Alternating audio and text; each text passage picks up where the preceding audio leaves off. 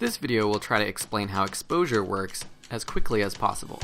First, you have the sun, which creates light that reflects upon objects in our world. Then, you have a camera that tries to capture this light. The light enters the camera through a lens, and there are three basic functions of the camera that help control light so that you get proper exposure, a photo that isn't too bright or too dark.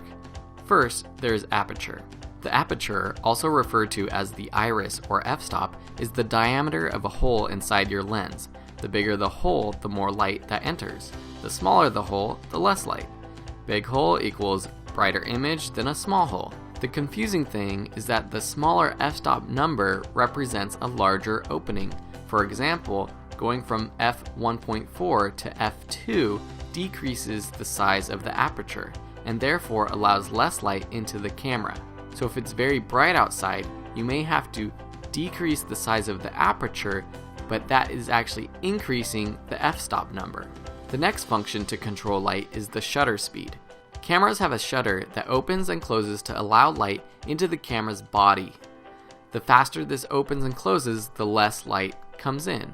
Even though 1 second may seem fast to you and me, that is very slow for a camera shutter speed, and that would mean a lot of light entering your camera. Shutters can go faster than 1/1000th of a second, and these fast shutters allow us to capture moving objects like this hummingbird. So remember, a longer shutter allows more light in, so you might have to slow down your shutter speed if it is dark outside. The last function of your camera that controls exposure is the ISO. The ISO is basically the sensitivity of your camera's sensor, a digital wonder that captures the light and turns it into a digital photo. The higher the ISO means it's more sensitive and makes a brighter photo. The negative side to raising your ISO when it's dark is that it comes with grain.